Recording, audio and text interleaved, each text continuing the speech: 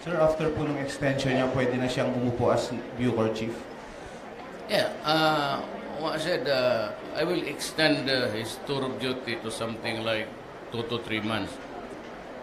Once the projects are in place or operational or functional, then he goes to the Bucor.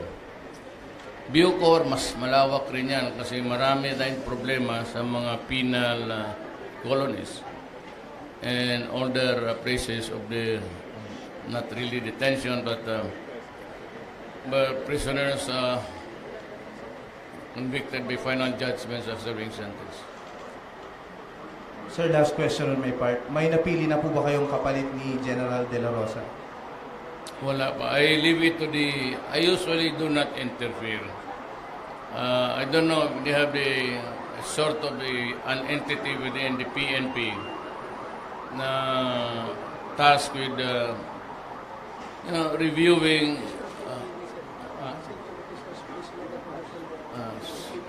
seniors officers promotion. So parang Board of Generals ng balik ninyo yung original. Alain mo itong pulis, anong ranggo ng SPO4? What is the equivalent of that in the Army? How about you? Kasi itong pulis, pati ako pag sa SPO1, what's so special about special police? Kaya sabi ko, ibalik ninyo yung police private first class, police corporal, police. Bakit po? Hanggang ngayon, hinahanap ko yung general na nag-invento niyan. Gusto ko kausapin. You know, the fun of changing pati yung mga logo. Minsan yung bagong chief of office, nakaganon sila pula po. Tapos pagpabagong chief PC nun, dito na naman yung sundang nila pula po. Meron naman dito na taga niya yung sarili niyang paa. Those changes are really very unnecessary. We just add to the expense of the ordinary man, soldier or policeman. That's just to stop. That's just to stop. Yung ano lang, at least during my time, walang, kung ano yung naabutan ko, yun na yun. It's not really in the insignias or uniform. It's how you deliver the message to the soldiers. How you inspire them to work and to endure. And they have a good record sa and the army can testify to that, the armed forces, of their crucial role sa marami.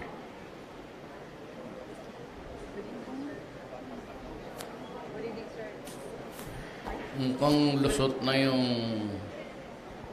we are awaiting word, but sabi ko sa Congress, talagang increases nila must be implemented next year. Commitment ko yan. Sir, good evening. I'm Shona Yupo. Just would like to ask you about the Dengvaxia controversy. There are cases of death already. What are you going to do about it? I am not an expert, and I do not assume that those deaths are already automatically connected with the side toxic effects of, unless there is an investigation. And the person whom we are trying to attribute the responsibility is given the chance to be heard and to air their findings in public. Total, mayroon naman tayong another set of experts who says that it is good. Ito naman ang manufacturer, it's a reputable company in the world of drug manufacturing. Yun. So I do not think that they will be ready to destroy a billion-dollar business just for one lousy. If there is a failure, let them sort it out. an independent investigation, Congress would do it. If they care to listen to the experts who are available here in the Philippines today. If not, they can always commission another body to come up with an independent study. Pero kung sabihin mo lang may nangamatay nung sa vaccination, yung silingan ko doon sa Davao namatay, hindi man siya na-injectionan. Maski konti. Sir, the program was continuously implemented by then Secretary Pauline Rubial, and apparently she said na napilitan siyang i-continue because of pressure. Look, if I were the president and there's a vaccine that was already paid for, and the studies show, according to the clinical studies of that company, I, as president, ako rin, sabihin ko, you implement it. If it would save lives. But ignorante man sila, there was also another follow-up study based on clinical studies that found the flaws, the errors maybe. But at that time, if they were implementing pati ako sa Davao, nagtatanong ako, is there really such a thing as a vaccine? Because maraming anak ko, yung si Sebastian, malapit na disgrasya yan. You're not taking for granted. He was always out of the city, surfing, gano'n. Then suddenly, he was already almost naglalak na ang kaya kamukha mo parang mamatay ako sa ospital. Totoo yan. So, he was confined sa Davao Doc with the dengue. You know, I have 10 grandchildren. My God, I would, if there's anything that can save the lives of any one of them, or any Filipino for that matter, considering my position, I will order the implementation. Unless there is a study or a counter statement to the efficacy and the danger of the drugs. Wala akong choice pagka meron at marami nang namatay, and there's a vaccine, and wala namang akong advice na wag yan, or the advice was not proper, I cannot blame anybody. I'm not prepared to condemn anybody there. Simply because binili nga natin yun, kung mahal mo, yung presyo wala sa akin. And any amount that could save the Filipino, lalo na ang mga bata. Yung anak ko, Sebastian, is about 11 taon na yan. 28 something. Tinamaan eh.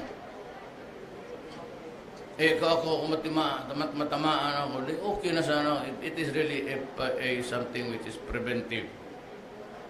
But yung sabi nila, the second infection would give you a far more worse condition.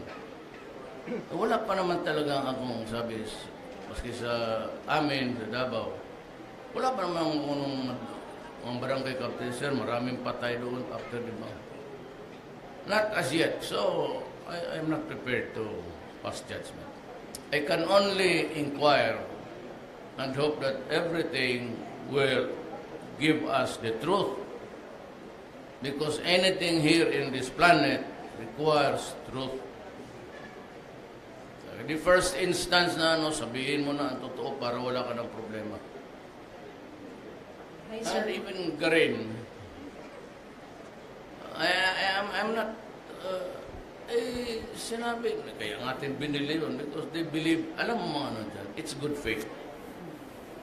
If you really think in good faith that you are doing the right thing, nobody can question you except your conscience. Hi, sir. Good afternoon. Sir, Maricel Hanili po from TV5. Sir, some lawmakers are concerned doon po sa paggawa na basis sa NPA sa Declaration of Martial Mindanao because they are saying that NPA is all over the country. So the extension of martial law in Mindanao may lead to a nationwide declaration of martial law. What are the chances po of nationwide declaration, sir? Let me give you a lecture about Mindanao. We are facing so many fronts. The biggest manufacturers of shabu are based in Mindanao. So much so that the police alone acting cannot raid the shabu laboratories there, owned by the mayors, owned by the Maote. So they have to call in the armed forces of the Philippines. Oh, what happened? What was the flashpoint there sa Marawi? Di ba yung mga police nag-grade to serve a warrant? And as a result, or as a consequence of the punitive police action, there was a shootout. So what happened? Hindi kaya ng police. So the Marines went in. Ano nangyari? From what to was a very simple exercise of serving a warrant, or a search warrant for that matter, it turned out to be a bloody day for us. And I remember going to the airport to be there when the bodies were airlifted doon sa kampo, William Moran. No, ganun kalaki. Droga lang yan, ha? Now, we have terrorism. Ang base nila is Marawi, Mindanao. Maguindanao is, at this moment, I'm sure there is a fighting every day. So I'm losing about, on the average, 3 to 7 soldiers and policemen a day. Diyan sa Maguindanao, bakbakan, at you can call your friends there in the military and they would say there's an engagement somewhere. So, meron dyan. It is really an existing one.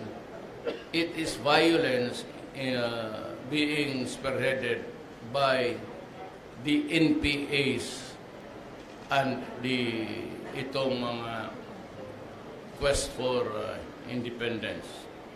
The raw sector of the MI and MN. Now, we are talking, not really desperately, but there is a need for me to come up with something. Otherwise, Mindanao will blow apart. Pero, sir, Why? Because if the MI and MN would declare war and said they're going to revolt, then Mindanao would be opened to all sorts of criminals. And you know, in a war or trouble, your enemy is my friend. So yung nawalaan ngayon ng base, wala silang rason makipag-away because they lost the piece of real estate na hinahawakan nila. There's no more landmass to hang on. Magta-travel ng Southeast Asia yan. And remember that they are terrorists. So if you have the terrorists, and you have the guys who do not believe that the Philippine government could ever solve the problem, which is territorial, I hope it will not result in a religious conflict. It is not now, but tapos yung droga. How many enemies do you have there? And it's scattered everywhere. In Hulo, they are still continuing with their business of kidnapping people. We are known for that and it has put to shame our country. Kasi pag hindi nakabayad, I said, niluluglog nila, decapitated in front of the world. So that's wonder the vicious cycle of criminality. Then the Maote, then you have the remnants of the terrorists. Hindi masyado dito. That is why Mindanao remains to be, I said, powder keg or a flashpoint patrol. Meaning, sir, no plans for declaring martial law nationwide, only in Mindanao? Well, it is up to the enemies of the state. If sabi ng NPA that they are recruiting in mass numbers and they create trouble and they are armed and about to destroy government,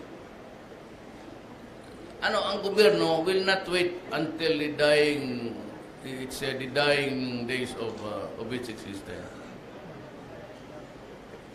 The government can always preempt and prevent that disaster.